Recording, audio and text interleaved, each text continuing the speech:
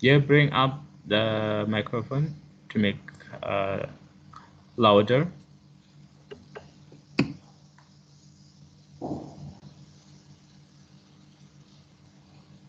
Okay. I will presentation my research title Effect of hydrogen fluoride on hydrocracking process of palm oil by utilizing modified spent residue catalytic cracking catalyst.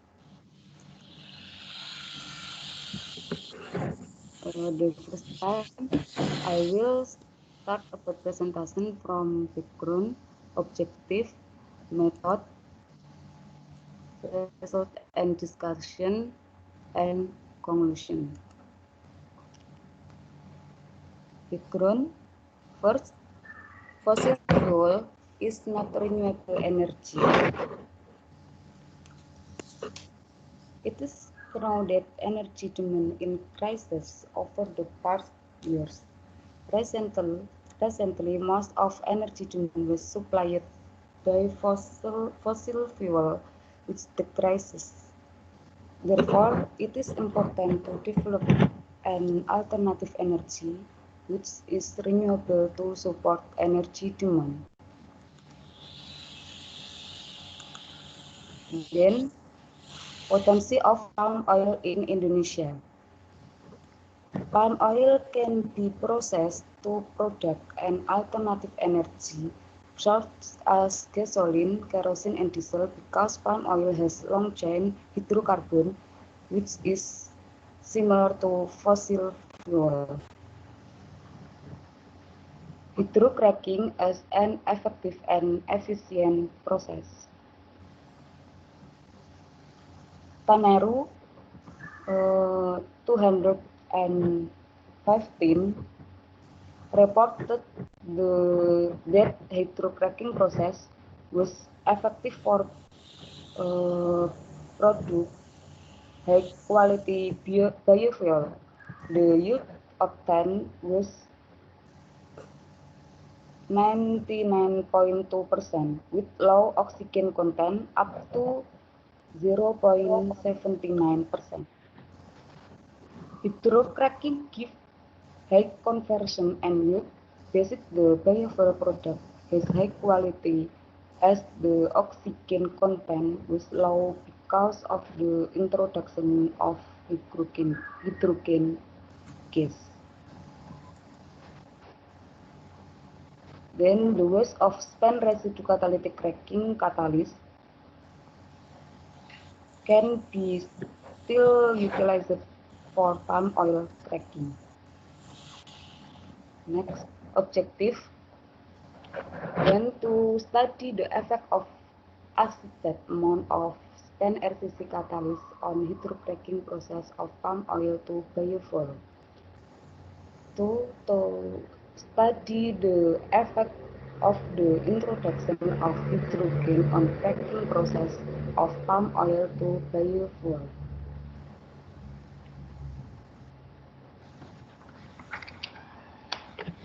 Material and method.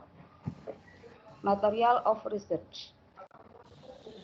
Material used in this research are spent residue catalytic cracking catalyst, sulfuric acid, citric acid, commercial refined palm oil, nitrogen, hydrogen, whereas the reactor was made from stainless steel. The rig scheme of hydrocracking process is displayed in figure 1.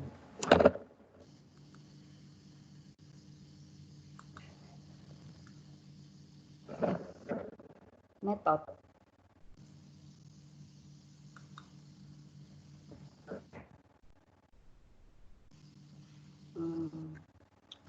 Spent RCC catalyst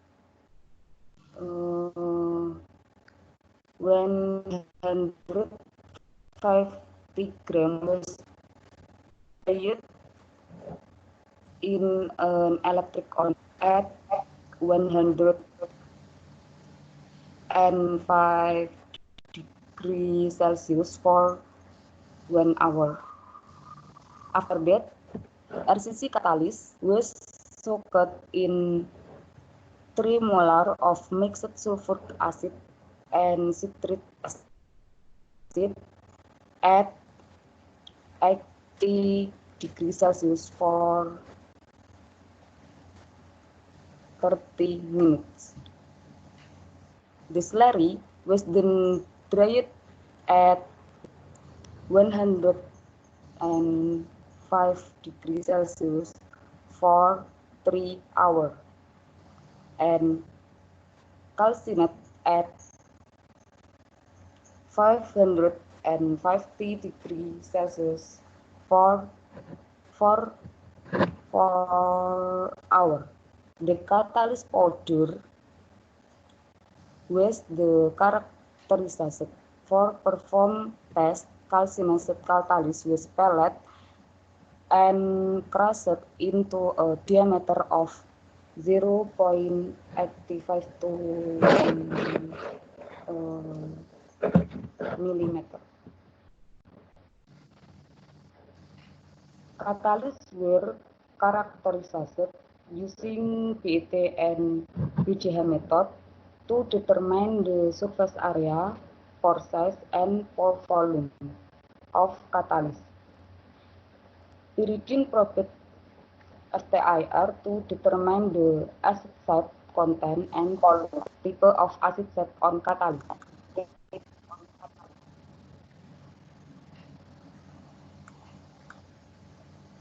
XRF to determine the metal content in the catalyst.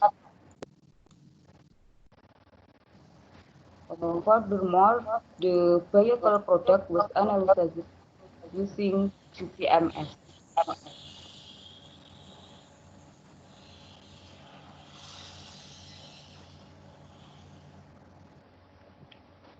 Hydrocracking process. Hydrocracking process of palm oil to biofuel was conducted in a fixed bed reactor. Before cracking process, 5 grams of RCC catalyst was put inside the reactor. Preheater was controlled at 320 degrees Celsius, while the reactor was operated and controlled at 450 degrees Celsius. Nitrogen gas was introduced to the reactor for 30 minutes in order to pass oxygen gas in the installation and reactor. Then, palm oil was fed to the reactor using peristaltic PEM with our space velocity to 0.365 per minute. After that, hydrogen gas was fed into reactor at varied flow rate 0.01, 0.03 and 0.1, 0.3 and 0.5 normal liter per minute. Cracking process was conducted for 3 hours after steady state. Regarding this matter, an assumption was taken that the steady state is achieved for 3 minutes.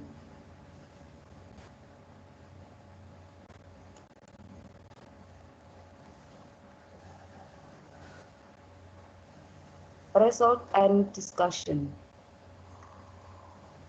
Catalyst characterization. Catalysts were characterized using PET and BCH method to determine the surface area, pore size, and pore volume of catalyst. Pyridine probed STIR to determine the acid site content and type of acid site on catalyst. X-ray flow rate to determine the metal content in the catalyst. Table 1. Result and XRF analysis.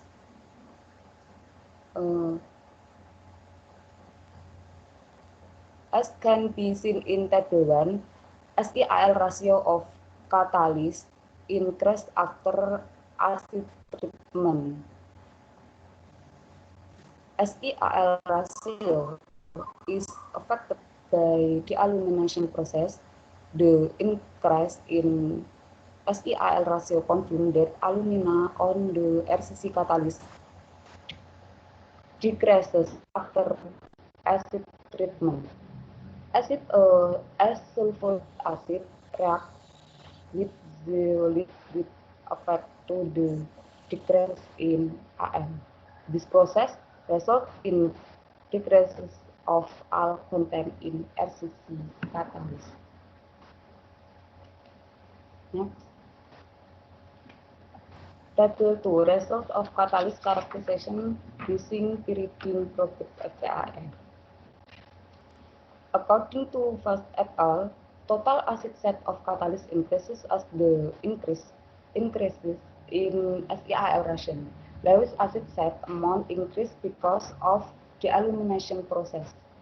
As displayed in XRF analysis result, Table 1, it was also reported that Lewis acid set amount increases as the increase in SEIL ratio. On the other hand, the modification process RCC catalyst using mixed sulfuric and citric acid has a good effect on acid set generation, and treatment on RCC catalyst can generate good Lewis and Bronsted acid set.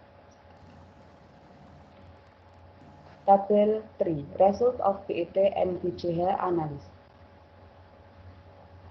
Surface area and pore volume of RCC catalyst increases after acid treatment. However, portion of RCC catalyst increases. This happens because small pores will increase the quantity of pore, therefore the surface area will increase. It will also reported that acid treatment can lead to the formation of complex molecules between acid and Al that can lead to catalyst pore widening. Therefore, catalyst surface area increases.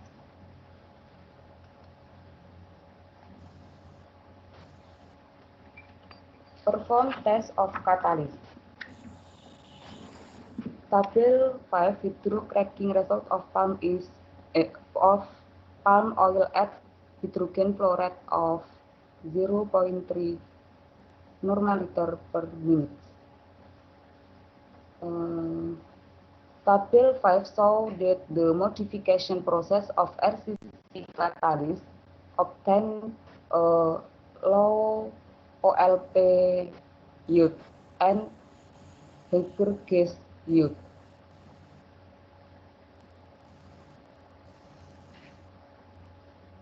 This phenomenon occurs because the modified RCC has higher acidity than non-modified catalyst. Table 2. The higher the catalyst acidity, the higher the gas yield obtained.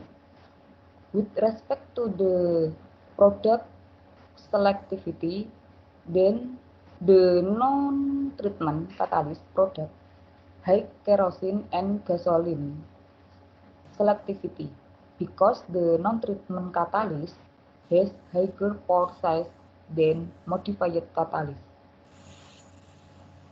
High pore size can provide the high adsorption activity to the reactant molecule. The more the reactant adsorbed, the faster reaction rate occurs. Therefore, the product obtained will increase.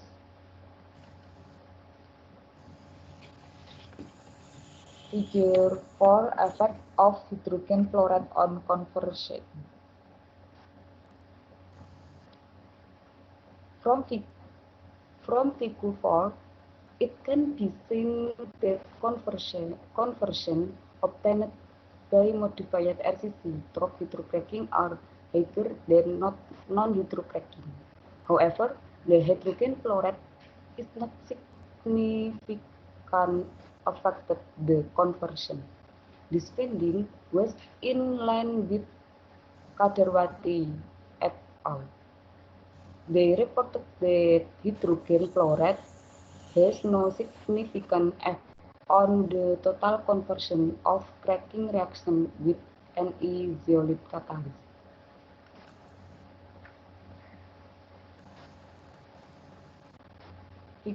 Figure 5. Effect of hydrogen fluoride on yield.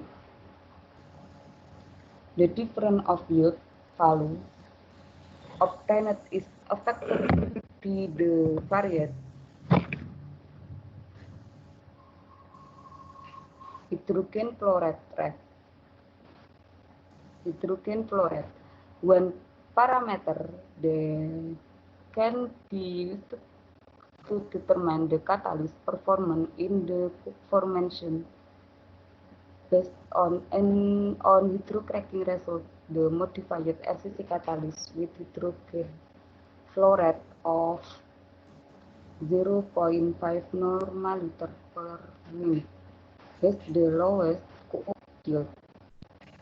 This is because of the hydrogen fluoride that cook formation as the unwent product.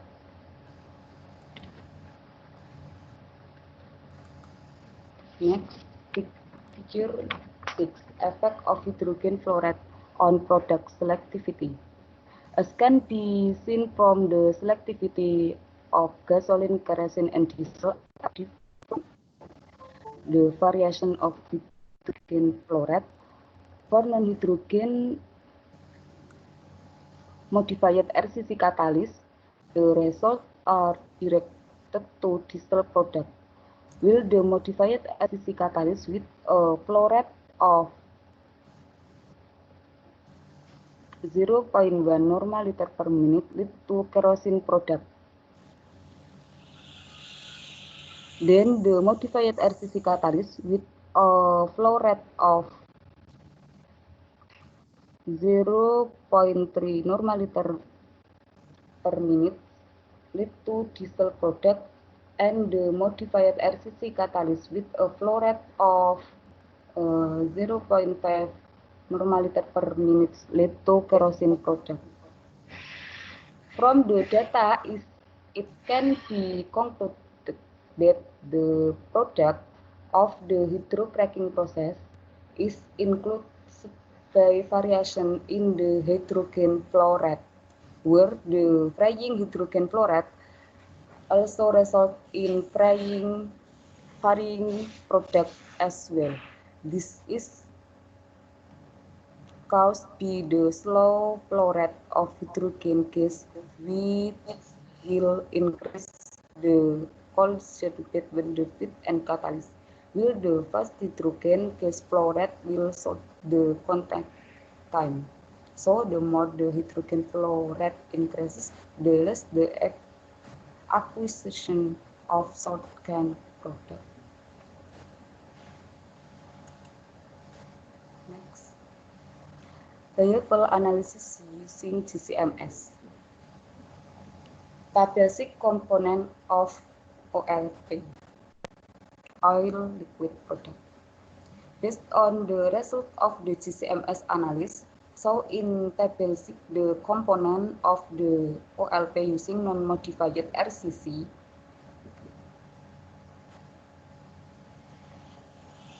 catalyst gasoline 14.8, kerosene 39.17%, and diesel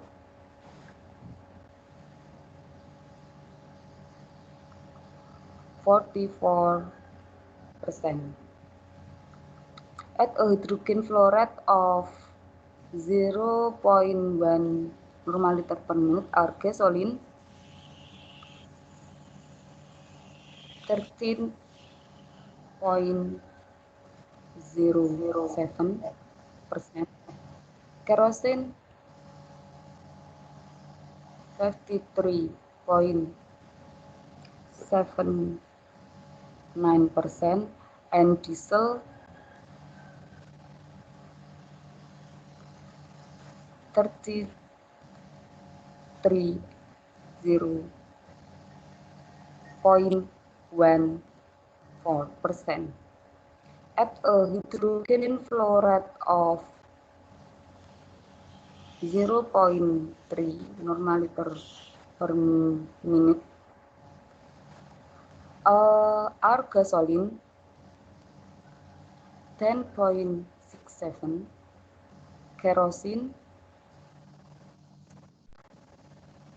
33.39, and diesel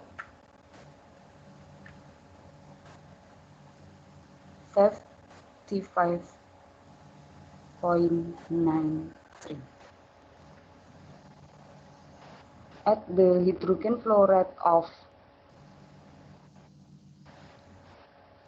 0.5 normaliter per minute, our gasoline 4.39%, kerosene 51.27, diesel 44.34%. Effect of hydrogen flow rate on oxygen content in biofuel product. Table 7, oxygen content of product and reactant. Based on the result shown in Table 7, it can be seen that there is a decrease in oxygen content of deoxygenation in the product. This is because the oxygen atom in triglyceride react with hydrogen from water called hydrodeoxygenation, or maintain carbon both in fatty acid and convert them to carbon dioxide or carbon monoxide, which is called decarboxylation and decarbonylation.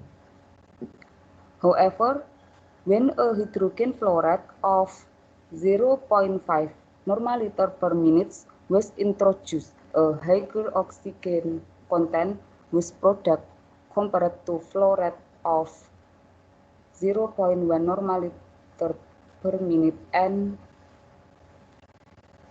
0.3 normaliter per minute. This is because the greater the flow rate of hydrogen, the smaller the contact reaction that takes place.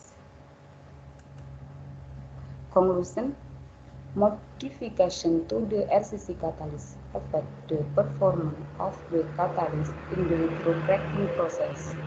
This is evidenced by the ability of the catalyst to convert palm oil into liquid fuel. The hydrocracking process is affected by acidity, surface area, process, pore volume, SEAL ratio of the catalyst, and hydrogen flow rate. The addition of hydrogen in the cracking process can accelerate the fulfillment of double bond due to hydrogen deficiency along the hydrogenated fatty acid chain and reduce the oxygen content of the product because the hydrogen that is with release oxygen as dehydrogenation, decarboxylation, and decarbonylation. Based on the result of the palm oil hydrocracking process, it showed that the hydrogen flow rate, the greater the OLP yield. Like with the ability of the catalyst to convert palm oil to gasoline is based using a hydrogen flow rate of 0.1 normaliter per minute with a gasoline selectivity of 8.3%. The ability of a catalyst to convert palm oil into kerosene is best using a hydrogen fluoride of 0.5 nm per minute with a kerosene selectivity of 39.1%. The ability of a catalyst to convert palm oil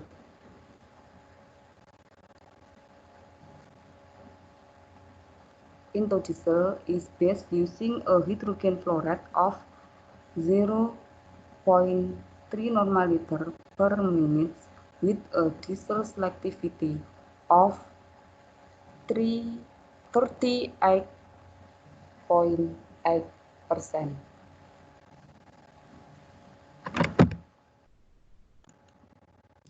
Thanks.